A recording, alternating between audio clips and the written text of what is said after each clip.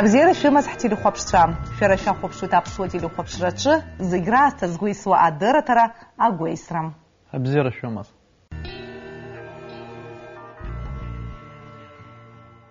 Взяла шабейта чар. Хтили хопшца. Дашакала шгу янамган адыратарах яхапхаз асас шамазша. Мап. Яхя хагепшимов хайсасуп баталка цесари. Абсутили хопшра айхабыра иқарцаз атза инакуршина, а информация политика дыратараква рыда агирт аамтала янкалахойт, убрахияца накойт харах дыратара агуисраге. Ахари аамталапи аткылароп, анес ишуда агалует и чицу апроект. Ахауи зынза дашатеву. Вишукса дудза адыратара агуисра аэфира чихан. Из шаха шара шахопшон. Игес яхя журналист шар функция нарагдзоит адыратара ялаху студентша. Абжапни пшакумка дачакала имя пахгар хтахуб яхепи адыратара. А формат гехапсахит. Азнага шиги дачакала иху пишуш буевш, яхя шара абснат бехунткарат университета студентша, ватши шхаким хархалуит убрезыхана яхя шара ишахтуит убретак пхукра, яхя шара шоп хара аззара квахазто. Закидзе Ангелина, Анна нас шара ишифтахаз ишсе куршама программа Гуисра. Ишахтахаз халит хуихан гюсиалдзума телехопшрача. Джара акхагам хакуй қаларымызд аха уизге яра хара ишахбуз, хара хго иштахгыз усихан. Сарасгуана гарала агирта телеканал Коршепшин с харги убри адыратарала телехопшца информация медицина ядхало информация разнахгалабха. Усргу яна гонизбана гирта канал рча вапсыра ахопшозер, уан пе информация розера, интернет ача информация розер, изата хуй апсынги, апсу телехопшачы, аурыс бізшвалы харадзаке чыпнуха хартун урыс бізшвала дыратарахцоз, изата хуй арюза адыратараха. Сарасгуана гарала апхе ханала гузихама ахакука убриякун, сарауси збон апсны агубзерахчара, шейчкау айтахара, апсны пихара хакимча, ауапсыра дырбара, урт зызхуцва, урт ирыму ауадаюраква рзейтахара. Наски сымша харахтел рахтуна телехопшча, аджи проблема кизчырцу мамамзарги хаким кдыишту мала сыла сахара хахьясуан. Яхаш сыла ныйхан, нас юбаха забре медицина культура хизишто, убри яхин захалшуз рызнахгун телехопшча, ямур яхап упынса ухвозер, мамзарги ухду ухвозер, дарбан хаким уззнейша, лор хазархо, яхап агрипчима зараумазер, уянаго акардиолог гехусумадзам, уянаго ураунейропа инфекционистиях. Убас епшихон с яхин захалшузал, убас информация рахту на телехопшча, ира а телехопшрат формат аман. Агуисра. Мне погайсу видео, утрах же занат в зене здоровья, хакема, гисара, журналисты функция на сакзона, гион, уси телехопшат формат, акшунаги, хам тест телехопша, био телехопша, кварепшнес, хараха студия, дизайн, ус, яхзыха цитхам падансуи, хараха гузмст изхаразуи, парарачанията хуп, вах, хучик хисхан. Ахаса разгуана гарала, яхин захалшуз, и помаркадзаку, и самчибжа, адыратара эфирах и чарцу. Сарасгуана гарала абарт адыратара, агубзерах чара, а министр йома, и хатыпуйча рома, ахопшир дарадза и рацоп, и роа информация. Уахдара хаким чарахим йохымсква, яра адыратараджа и убойт, ику дараргуана гара, хаким чаргуана гара, нас яра хазлачaju затем, ику таглазаща проблема. Убрезыхан и хартоп хаскуяна гой. Бяшупан. Ашпхама ктина. Анна, а телехопшаджи ята хума рюза адыратара. Ята хупюза адыратара аха убыси хацатуп, а интересаться нам.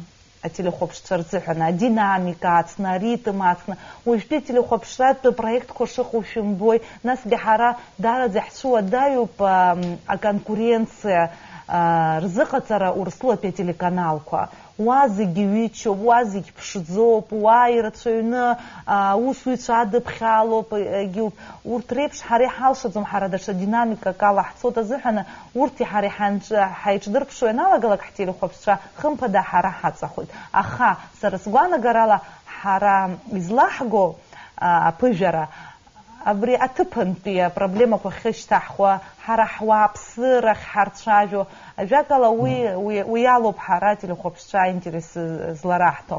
Уажәшьҭа аԥсуа телехәаԥшаҿы адәылаҭра амедицина иадҳәало ҟамлаӡои? Агәеисра ҟалаӡом. Уигьы шәарҭаӡам, избанзар ателехәаԥшра убас иҟоуп, апроектгьы аамҭак амоуп. Нас иажәуеит, ма угәы аақәыԥцәот, ма ателехәаԥшцәа ргәы аақәыԥцәот, убысҟан иҿыцу акрыдугалароуп. Убри азыҳәан агәеисра иара ахатәы аамҭагьы аман, иара ахатә функциа нанагӡеит, уи уаҳа иҟалаӡом аефир аҿы.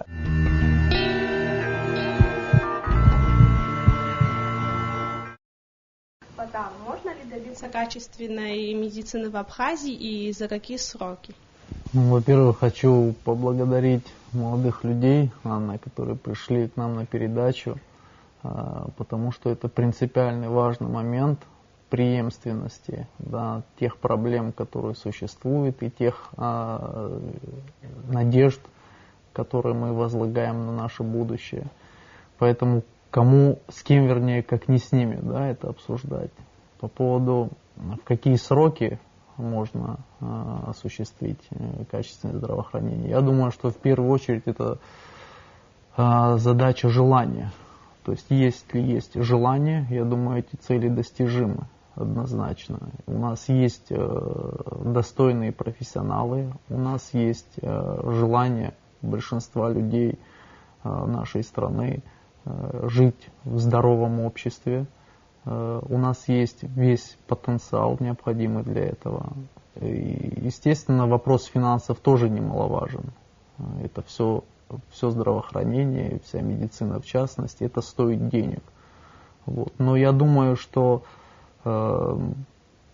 касается финансов, это вопрос решаемый. Он рано или поздно решится, я очень на это надеюсь, для того, чтобы качественное здравоохранение было. В какие сроки, я думаю, при желании и при всех тех нюансах, которые должны сопровождать это желание, это возможно осуществить в течение достаточно короткого промежутка времени. Приблизительно речь идет, как мне кажется, до 5 лет займет это все дело. Батал, я просто дополню вопрос. А как тебе кажется, мне, например, думается, что так, как было раньше, теперь быть не может? Безусловно, Анна. Вопрос в том, что так, как раньше быть не может в силу того, что раньше уже не наступит, потому что уже есть сегодня. Но если говорить серьезно, то однозначно у нас у всех есть надежды, и что самое главное, уже появляется уверенность в том, что мы сможем это сделать. У нас есть уверенность в том, что те люди, которые обязаны это делать, у них есть желание это сделать. И есть план действий, который достаточно адекватен, и во всяком случае он озвучивается уже, и меня, честно говоря, это очень радует. Я думаю, что при усилии всего общества оно абсолютно обязательно, потому что очень много проблем в нашем здравоохранении, эти проблемы лежат в плоскости именно психологии, потому что очень много моментов, которые психологически нужно будет поменять. То есть я имею в виду отношение к этим проблемам. Это принципиально важно. Мы, возможно, к некоторым вещам уже привыкли, некоторые вещи рассматриваются как вариант нормы, но на самом деле это неправильно. И в первую очередь надо свое отношение к этому поменять. Понимать, что здоровье – это единственная вещь, которую невозможно купить. И это, наверное, самое ценное, что у нас есть, особенно здоровье наших детей. Поэтому эта вещь абсолютно, и концентрация внимания на этих проблемах тоже должна быть абсолютно. Кстати, не у каждого министерства была своя передача. У Министерства здравоохранения была Агуэйсра. Вас финансировало Министерство здравоохранения? Нет, другое дело, что мне, по крайней мере, так казалось, что все время мы оказываем поддержку Министерству здравоохранения. Как ты думаешь, такая передача нужна ли? В чем ее функция, положительная функция? Ну, думаю, положительная функция заключается в том, что вы вели с Русланом просветительскую работу. Это очень важно, потому что люди, как ты уже говорила, обращались вплоть до того, что там звонили, узнавали, к какому доктору обратиться. Это тоже уже важный результат. Люди понимали, не у всех сейчас, к сожалению, есть там доступ в интернет, и не у всех даже есть возможность смотреть те же самые основные телеканалы, особенно у сельских жителей. Но все с достаточным вниманием смотрят АГТРК телеканал. Поэтому концентрация внимания их, и в том числе говоря правильные вещи на вашей передаче, они все-таки возымели успех, и люди обратили внимание на здоровье, они начали об этом говорить. Следующий вопрос, ребят. Авакян Хач, я хотел спросить, все-таки что первично для достижения качества? Профессионализм медперсонала, материально-техническая база или умение организовать работу? Спасибо за вопрос. Я думаю, что в данном случае мы коснулись, наверное, двух самых главных показателей, по которым можно оценивать здравоохранение. Как, в принципе, наверное, и любую другую отрасль, с которой соприкасаются люди. То есть это качество и доступность. Если медицинская помощь, она некачественная, но доступная, она теряет смысл. Совершенно ровно так же, как и, допустим, наоборот. Если она доступная, но некачественная, в ней тоже нет никакого смысла. Что касается качества, вот то, что ты перечислил, оно все в это укладывается. Это на самом деле комплекс. То есть профессиональный врач, имея оборудование и при грамотном администрировании, вот это и есть качество в комплексе. То есть это части единого целого. Потому что если из этого вычленить что-то одно, квалифицированный врач, но не имея инструментов, это уже некачественная помощь. Квалифицированный врач, имея инструменты, но поздно доставили больного, соответственно, тоже смысла никакого нету. Все, качественную помощь ты не окажешь. Теперь, что касается доступности, второго, хотелось бы сказать, очень важного компонента оценки здравоохранения, это доступность. То есть, если у тебя есть, предположим, хороший врач, но он очень далеко, это недоступно. Если есть какая-то услуга, но она очень дорогая, она тоже недоступна. И так можно перечислять дальше. То есть надо сбалансировать вот этих два показателя. То есть помощь от государства в плане медицинских услуг и вообще охраны здоровья нации, она должна сочетать в равной степени в себе вот эти два показателя. Она должна быть и качественной, и доступной. Путь в качество надо в первую очередь, начиная с того, как мне кажется, что знать, какие есть у тебя проблемы. Потому что если ты не знаешь, какие есть проблемы в твоем здравоохранении, ты не можешь оценить ситуацию, то, соответственно, ты не можешь правильно спланироваться и спрогнозироваться. Поэтому первый этап – это оценка того, что есть. Правильная оценка. Самое главное – проанализировать ситуацию и понять, что у тебя есть и чего нет. И в зависимости от этого уже выстраивать дальнейшую стратегию, дальнейшую тактику действий. Без этого ничего не получится. Можно, конечно, прийти с каким-то готовым вариантом и сказать: вы знаете, товарищи, вот у нас тут вот готовый вариант. Да, конечно, у нас мы ничего не изучали, не смотрели, но вот там вот где-то за рубежом это очень хорошо работает. Здесь это работать таким образом не будет. То есть слепо скопировать какую-то систему здравоохранения нам не получится, потому что в каждой из них есть свои особенности. И самая главная наша задача — выяснить наши особенности, потому что они зависят в том числе от масштаба страны, от количества населения, от удаленности районов и всего прочего. То есть факторов много, их всех надо учесть. Без этого грамотное планирование не получится. Ну вот за 2 года, пока я вела программу АГОИСРа, я интересовалась медициной, опытом других стран, более успешных, скажем, европейских. И везде большое внимание уделяется профилактике. Если сравнивать с нашей жизнью, у нас как получается? Человек заболел, потом только обращается. Когда, даже если заболел, он какой-то период пока это терпит. Только в крайнем случае, уже в тяжелом состоянии, он поступает в больницу. Вот как сделать так, чтобы не доводить, охранять свое здоровье, держать на пульсе? Профилактика – это, наверное, самое главное. То есть уберечь себя от заболевания. Это самая главная задача, наверное, одна из самых главных задач здравоохранения. То есть уберечь людей от болезни. То есть охранять здоровье. Само слово, да, слово здравоохранение – это охрана здоровья.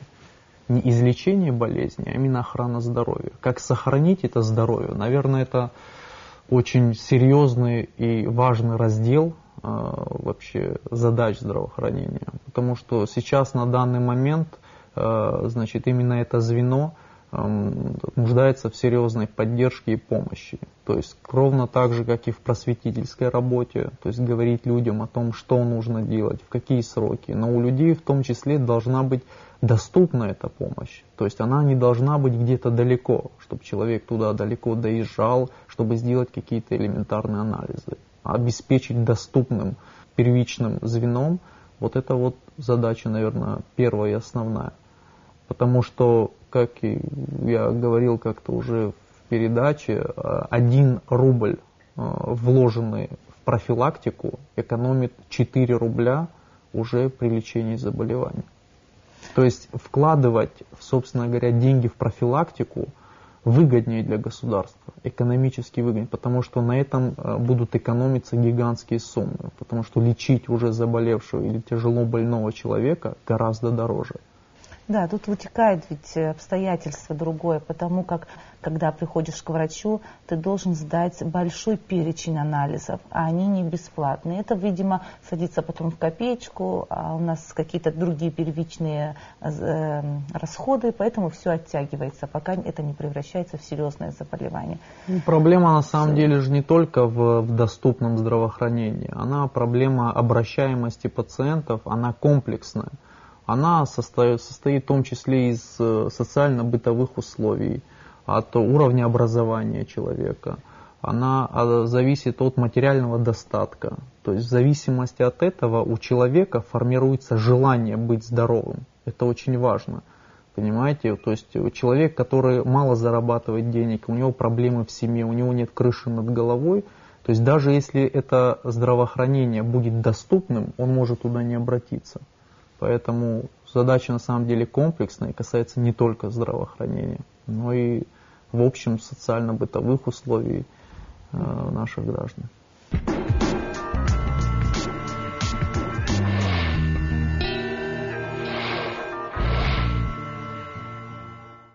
Вы как врач-онколог, как вы испытываете больных, то, что они болеют таким серьезным болезнью, тем более, что это и бывает исходы смертельные же. Как вы испытываете это все на себе? На самом деле дело не столько в онкологии, сколько вообще в принципе во врачебной специальности. Она подразумевает то, что человек должен сочувственно относиться к недугу, к болезни, либо трудному положению своего пациента. На самом деле вопрос непростой, он в какой-то степени и философский тоже, но я считаю, что врач обязан быть чутким, как минимум. Он должен чувствовать настроение больного в том числе, собственно говоря, как и пациент тоже. Вот. Это такая связь, которая должна быть всегда обоюдной. Потому что если нет доверия пациента к врачу, вот, я думаю, это самая большая проблема. Но хочу сказать, что сложности возникают не только в общении с пациентом, но и особенно при онкологических заболеваниях, но и в первую очередь, наверное, с людьми, которые его окружают. Это родственники, домочадцы, люди, друзья, товарищи, которые приходят вместе с ним. У них тоже стресс. Поэтому очень важно, разговаривая с ними, настроить их на помощь для этого пациента. Потому что это принципиально важно. В зависимости от того, какой настрой окружающих, которые чаще всего находятся с ним, в зависимости от этого и результат тоже может измениться. Потому что больной в этом случае, он всегда чувствует настроение окружающих. Вот. Это принципиально важный момент. Если он ощущает поддержку, если он ощущает заботу, то в данном случае ему будет гораздо легче. Что касается, насколько тяжело доктора все переносят достаточно сложно все те вещи, которые происходят у них на работе, потому что это касается здоровья, жизни человека. Бывают ситуации, которые просто выводят из строя, потому что они связаны достаточно с трагичными случаями, которые очень сильно человек переживает, в частности врач. Как мы с этим боремся, не знаю. Единственная борьба – это опора, плечо коллеги в первую очередь. Это понимание больного и родственников. И самое главное, что для меня является антидепрессантом, это хороший результат. Вот если он есть, то лучше ни благодарности, ни антистресса, ничего лучше не существует, кроме хорошего результата лечения. Вот ты сейчас говорил, я вспомнила прямо, вот перед глазами появилась вот эта картина, когда мы говорим благодарность к врачу, насколько пациенты уязвимы, когда болеют их близкие. Когда болел Луман после операции, идет нейрохирург по коридору, я стою на другом конце. Луман — это мой сын, ему было 7 месяцев, когда сделали операцию головы. Стою в конце коридора, насколько это был чуткий врач, что с другого конца коридора, он, зная состояние меня, матери, он начинает улыбаться. То есть после операции идет, он начинает улыбаться, тем самым показывая, что ребенок жив, то есть что операция прошла успешно. Когда он подошел, я сделала то, что никогда не делала, Батал. Я даже не помню, вот настолько вот в этот момент люди очень чувствительны. Я упала на колени, стала целовать ему руки. Он мне говорит: что вы делаете, Анна, встаньте. То есть на самом деле врач — это не просто профессия, это больше, чем профессия. У вас была сложная жизненная ситуация. Несколько лет назад вы могли практически ослепнуть. Расскажите эту историю? На самом деле ситуация была действительно достаточно сложная. Она заключалась в том, что произошло, заболел гриппом, и причем, учитывая то, что я был практически постоянно на работе, и, передать, либо оставить своих больных на попечение кого-либо не получалось. Поэтому не прийти на работу не получалось также. И вот мне при помощи таблеток, снижения температуры приходилось ходить на работу. К сожалению, возникла ситуация, при которой зрение ухудшилось. Пришлось обратиться в лечебное учреждение, но, к сожалению, и с врачами, наверное, в первую очередь такое бывает, получилось так, что оказали неквалифицированную медицинскую помощь. И вследствие этого произошло, ухудшение зрения. Несколько лет пришлось лечиться, пройти более 10 оперативных вмешательств.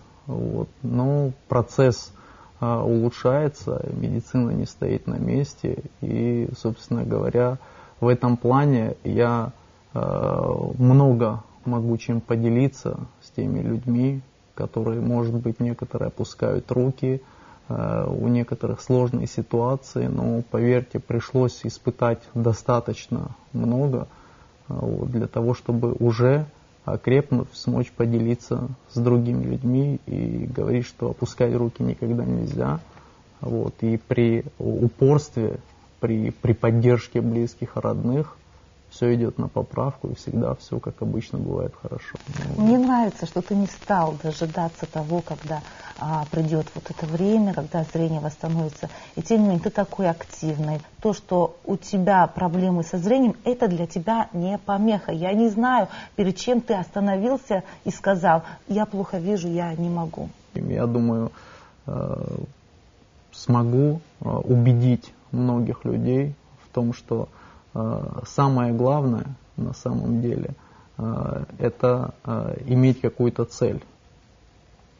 Самое главное иметь какую-то цель и к ней стремиться. Вот. Если твоя цель высокая, если твои пожелания, твои мысли искренние, я думаю, это в любом случае оценится не только на земле, но и, возможно, где-то наверху. Это хороший совет молодым людям. Запомните.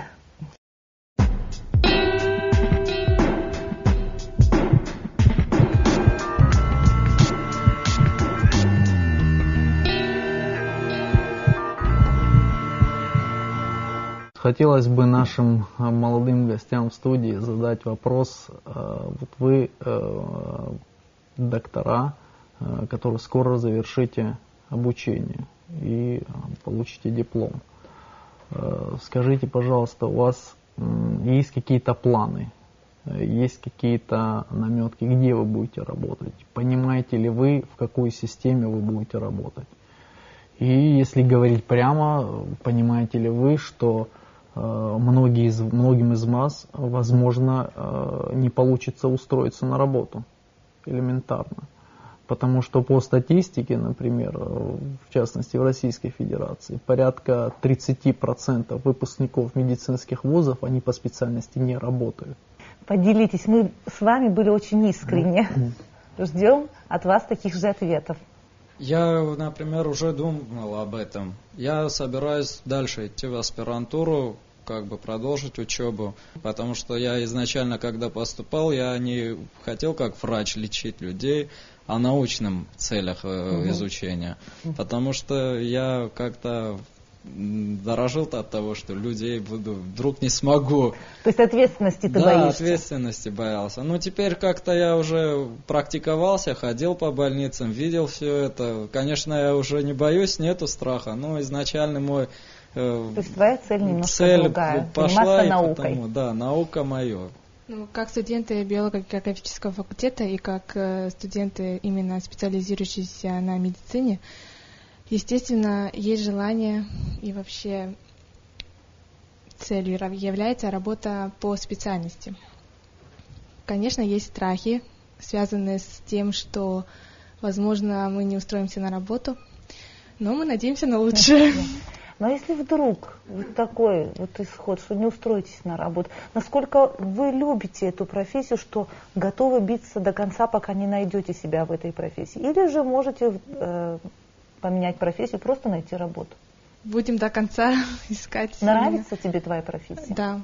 Считаете ли вы, что зарплата врача должна быть достаточно высокой для того, чтобы он смог не думать хотя бы о материально-бытовых условиях и проблемах, которые беспокоят его семью? Или же вы готовы работать за небольшие деньги, в принципе, просто потому что любите свою специальность? Это вопрос с подвохом. Скажем так, государство, в котором мы живем, Абхазия, к сожалению, пока мы понимаем, что не может пока обеспечить врачей, которые работают в лаборатории, врачей вообще в больницах и, в частности, лаборантов, социальными всеми благами. И, соответственно, мы должны помочь нашему государству. И пока это возможно, работать, может быть, заниматься не только лечением или врачеванием, и работать чем-то, заниматься чем-то еще. Параллельно, да, но... Я вот в этом плане хотел бы вам, немножко рассказать такую вещь. Врачебная специальность, кстати, как и некоторые другие специальности, это совершенно небольшой круг специальностей, которые, к сожалению, не могут себе позволить вот именно что, да, сочетание нескольких видов деятельности, помимо врачебной. Вот, потому что это всегда большая ответственность, это ненормированный рабочий график с отсутствием, возможно, выходных чаще всего. Поэтому это что касается того, о чем вы говорите. А мне хотелось бы задать вопрос, как вы считаете, какое здравоохранение у нас должно быть? Платное или бесплатное? Нет, бесплатное должно быть. Как может быть платное? Почему ты так думаешь? Например, люди, которые живут в деревнях, которых только деньги добывают, как еле-еле, так сказать. Они не имеют возможности ходить по больницам. Финансово не позволяет их. Это же здравоохранение должно оплачивать их здоровье. То есть государство должно быть ответственное за каждого гражданина, ты считаешь? Конечно. Большое вам спасибо за то, что вы пришли. Очень приятно было с вами пообщаться. Я хочу пожелать вам удачи и очень надеюсь на то, что скоро мы сможем ощутить ваше молодое крепкое плечо и ровным строем пойдем поднимать в том числе и наше здравоохранение. Мы тоже, гордо подняв голову, потребители медицинских услуг, будем ходить в медучреждения. Все как позитивно и хорошо.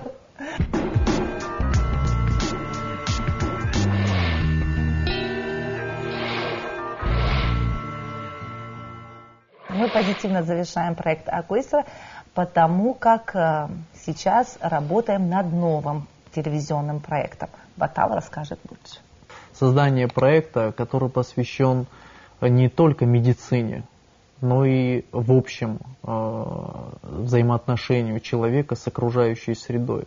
Потому что здоровье человека на самом деле очень широкое понятие. Это касается и психологии, и экологии, окружающей среды. Это взаимоотношения в обществе.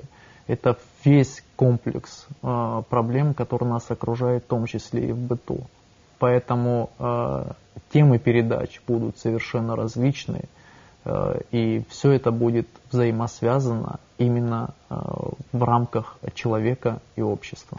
Телехопшца уэшта дыратара харкшуй.